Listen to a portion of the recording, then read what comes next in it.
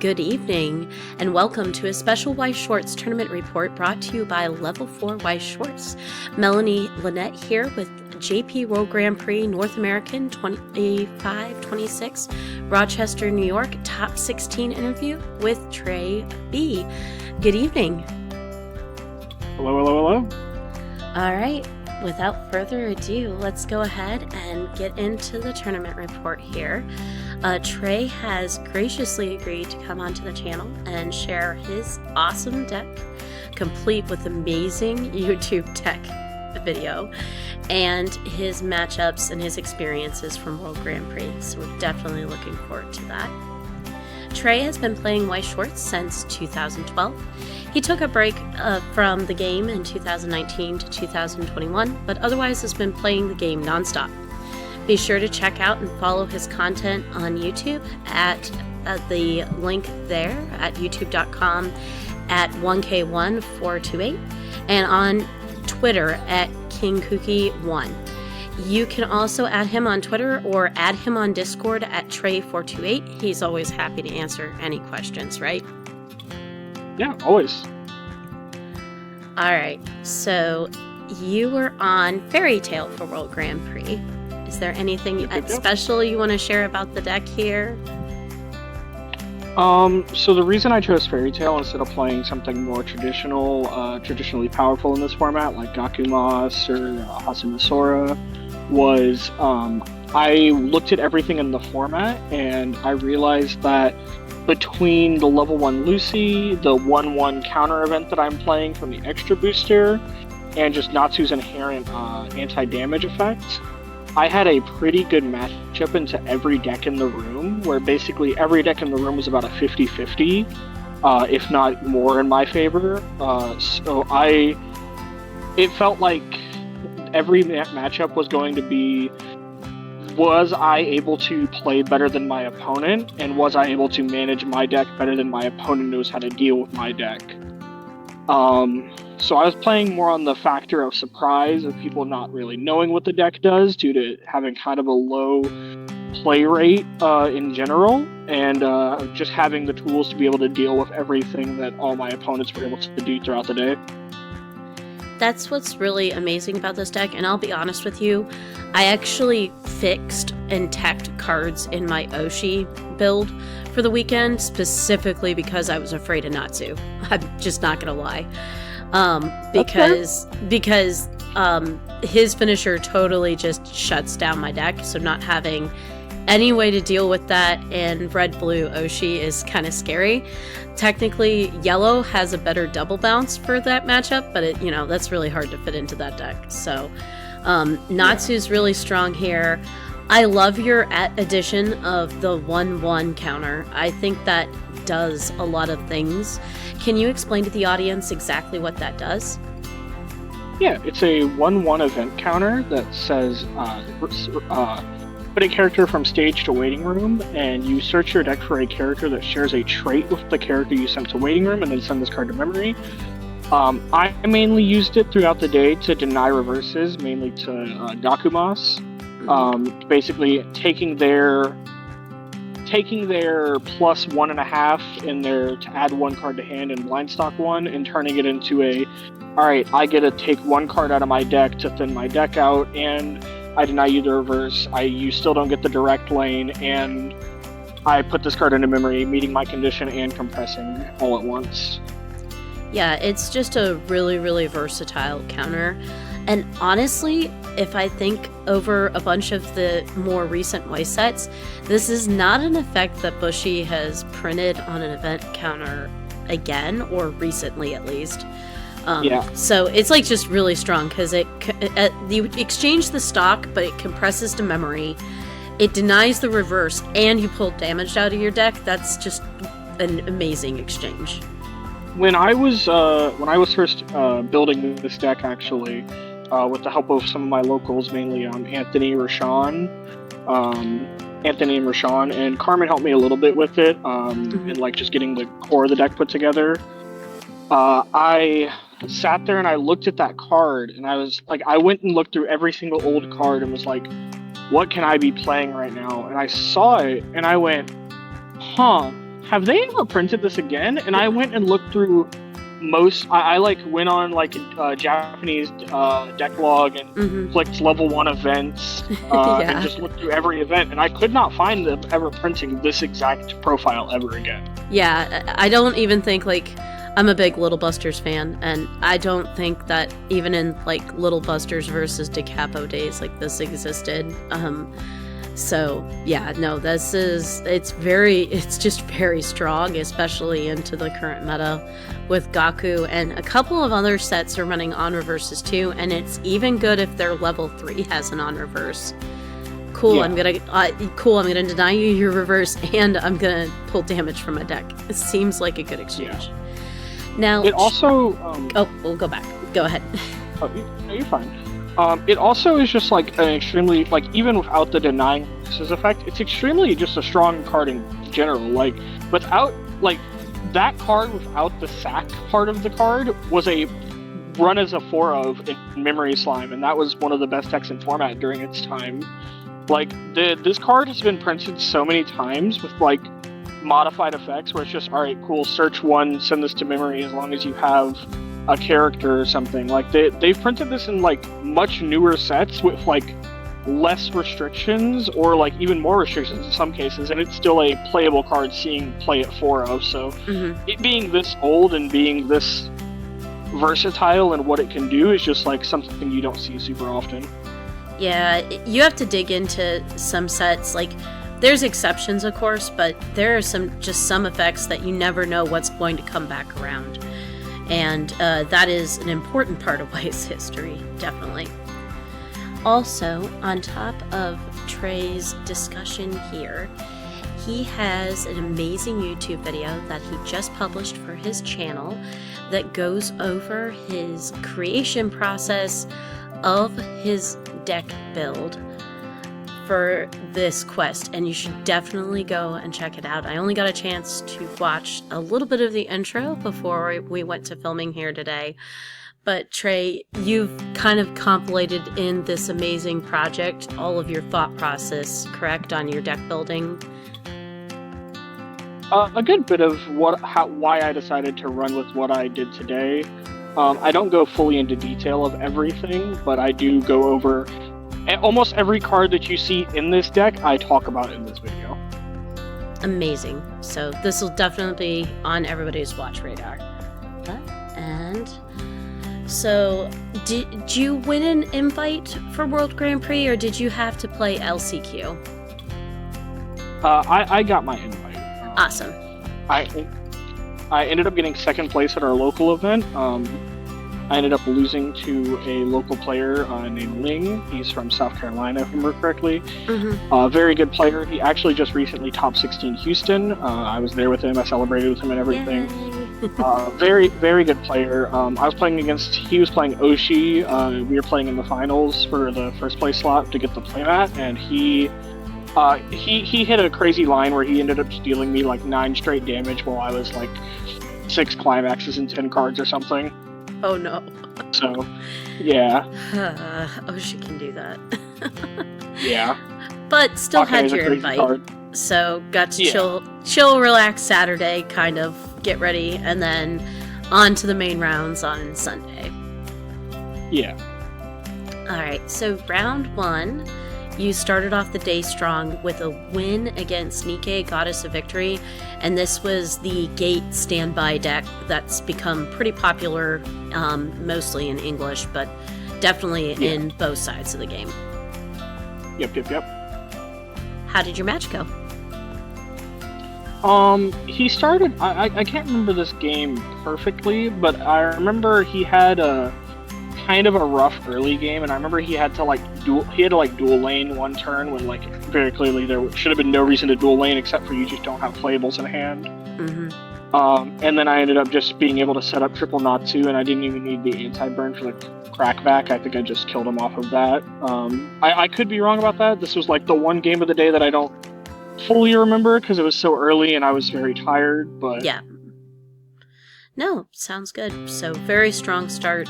Deck was running, and Natsu was setting things on fire, as usual.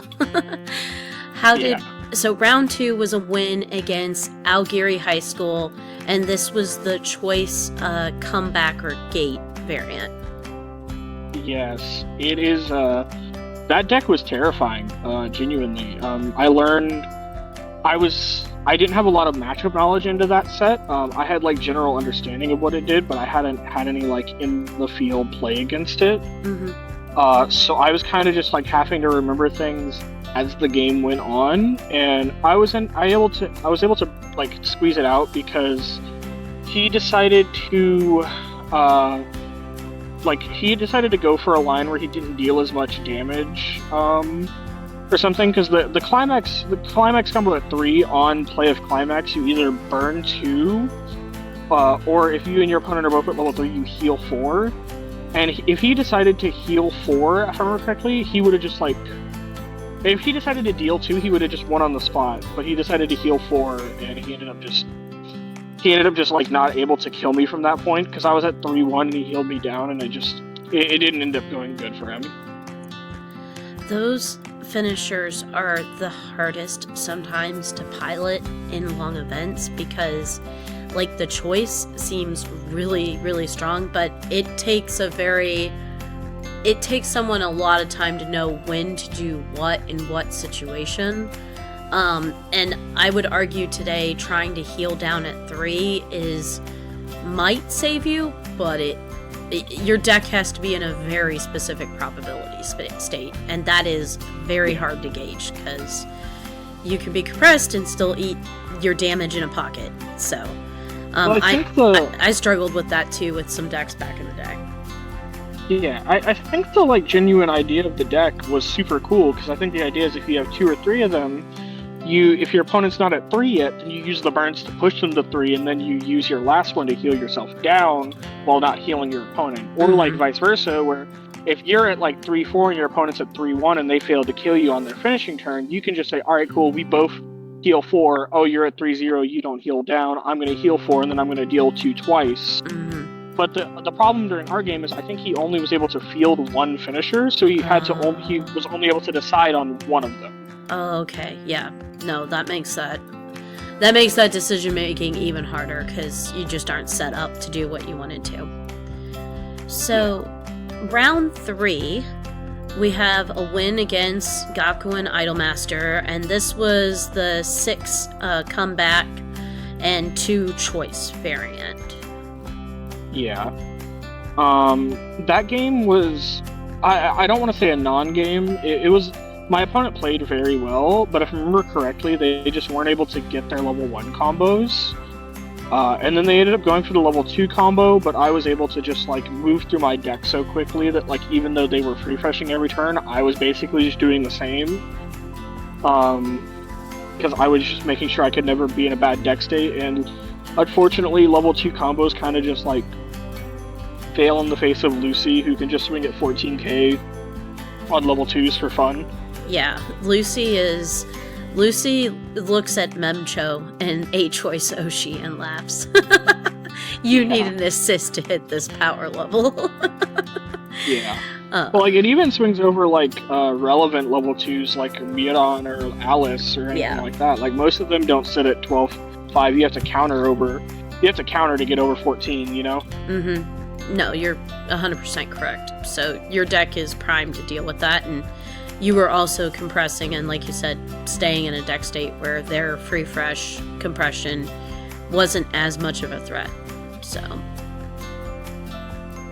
round 4, you have a win against Oshinoko, 4 gate, 4 pants. How did that one go? So this match was actually against the person that I lost the finals to at my invite regional Ling. Oh no. He ended up making top 16. Don't worry. He ended up making it, but he played.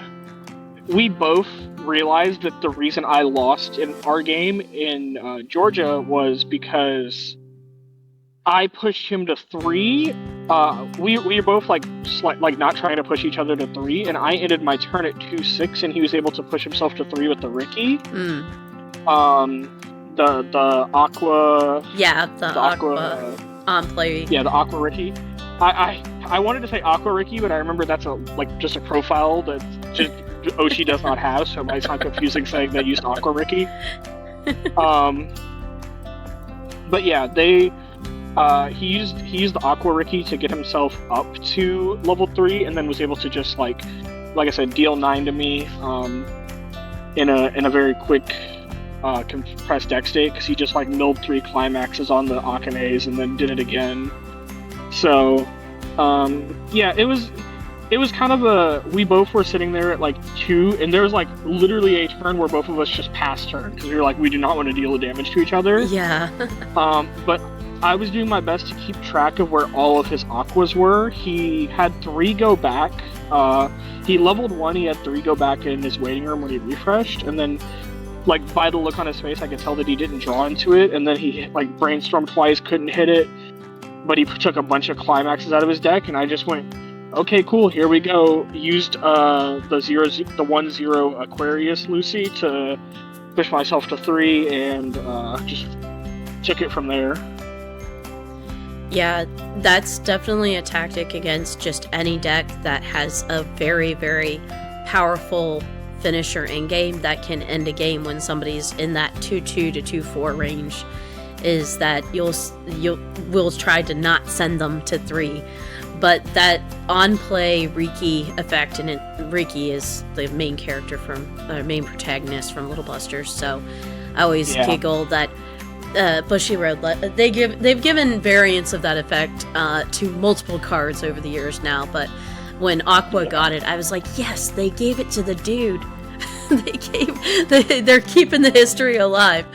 But when you have an on play that can deal damage, that last point of damage to send to 3, it's tricky. You definitely made him dig for it, though. That's what it sounded like. So. But, yeah, I put him in a situation in which he had to expend even if he hit the Aqua, unless he had 2 copies of the Akane 0/0 free play card, he wouldn't have been able to double or triple combo because of how many resources he would have to use. Because he would have used at least 1 stock for Brainstorm, 2 if he didn't hit it on the first one, just to be able to get to the Aqua, and then he'd have to pay an additional 1 to play the Aqua, and I'd put him in a state where he wouldn't be able to do it unless he had multiple copies of the free play. Yeah, that just, it ends the loop, basically, and that is tricky to deal with, because Oshi actually, most builds of Oshi just don't build a lot of stock because they end up using it throughout the entire game, so that makes it tricky. So your round 5 win was against Gaku and Idolmaster, but this is the more commonly seen build with the 4 comeback, 4 gate variant.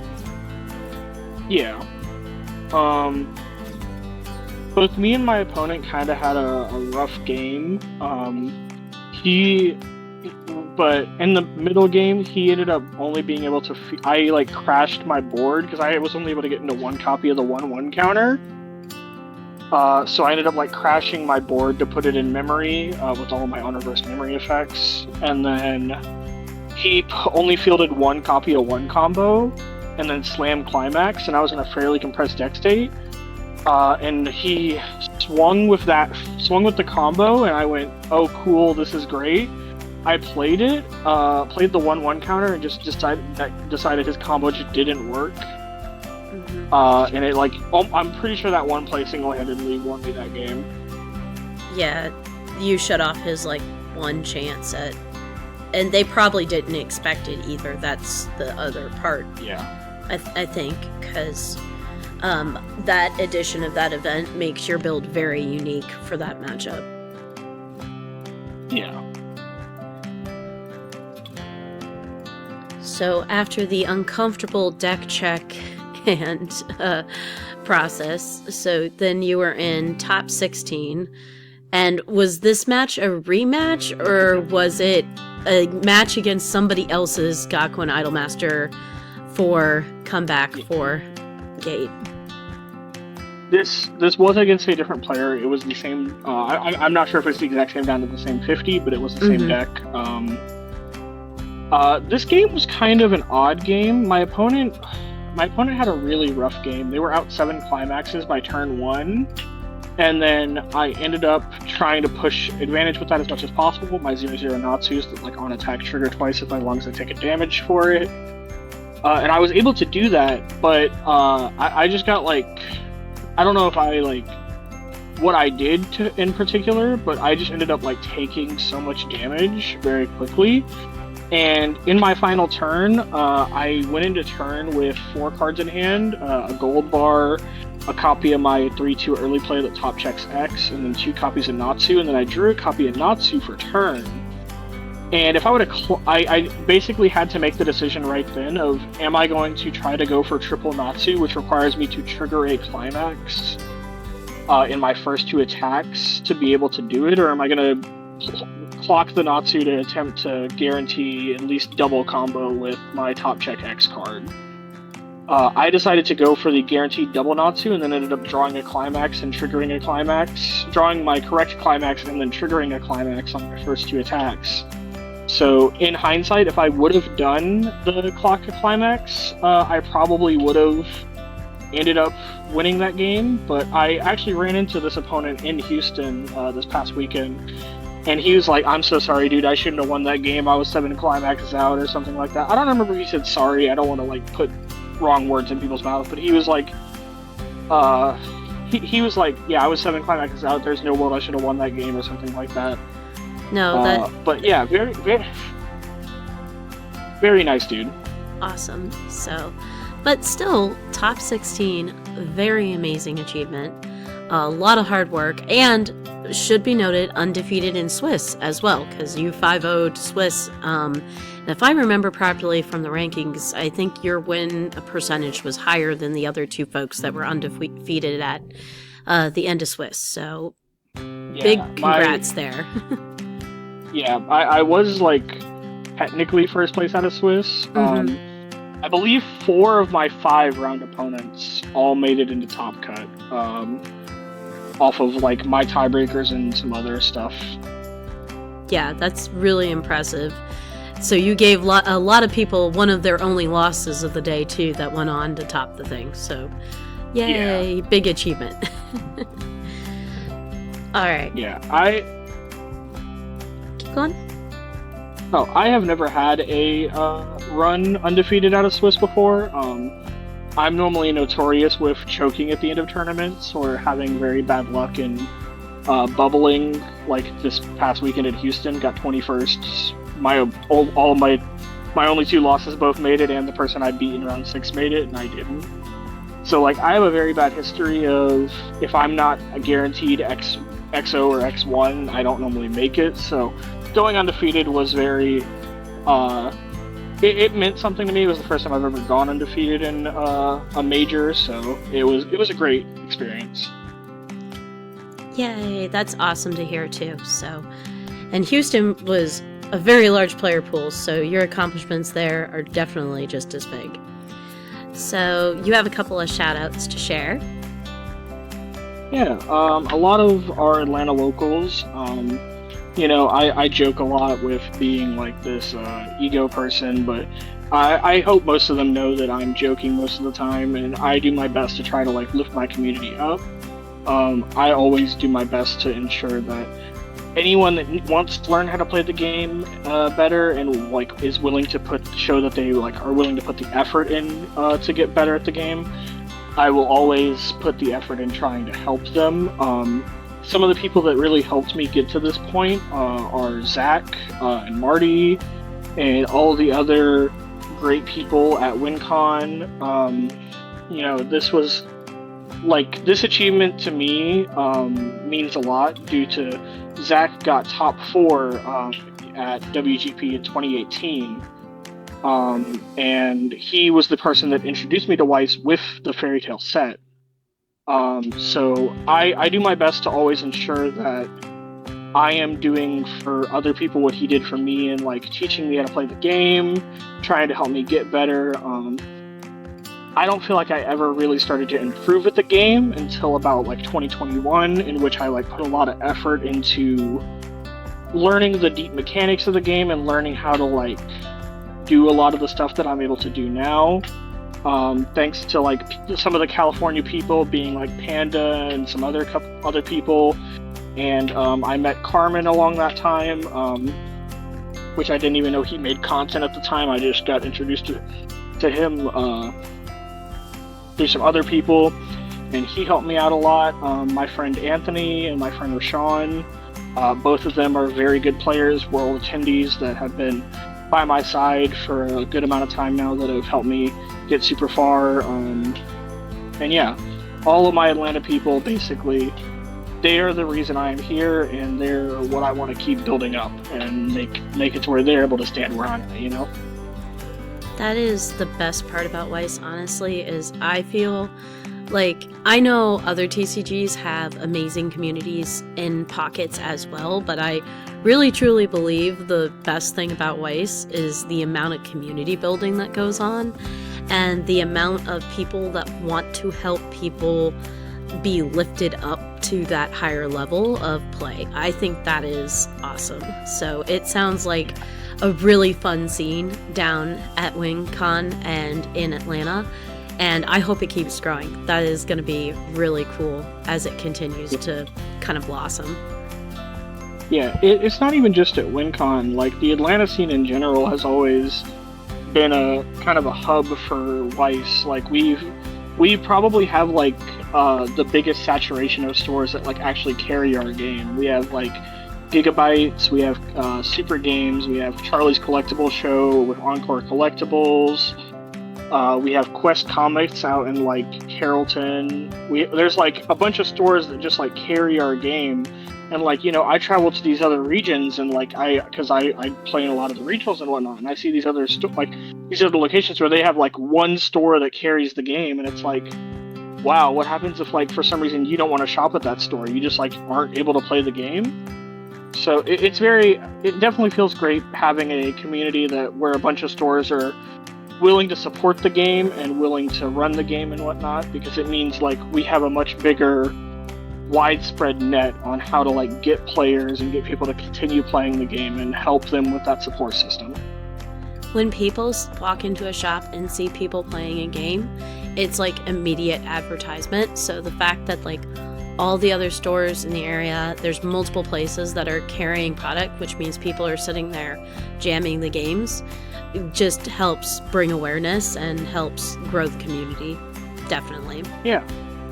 Well, I think we're going to go ahead tonight and wrap things up. A special thanks to Trey for sharing with us. Please don't forget to check out his YouTube channel, and if you have any questions or just want help with community building or deck building, be sure to check out his socials. He's always willing to communicate. I cannot emphasize enough, congratulations on your top 16 accomplishment and your undefeated Swiss. I feel like, you know, the big thing I have to close with here is, are you excited to get this deck in English here in the next few months? So I'm excited to get the deck in English in a few months due to a couple of things, mainly Oshi going to be legal for Worlds. I intend on attending Worlds even if I don't get my invite. I plan on going and hanging out with my friends that do get invites and whatnot. I am playing in all the United States regionals this year, so hopefully I get my invite, fingers crossed, but you know, I'm not counting on it.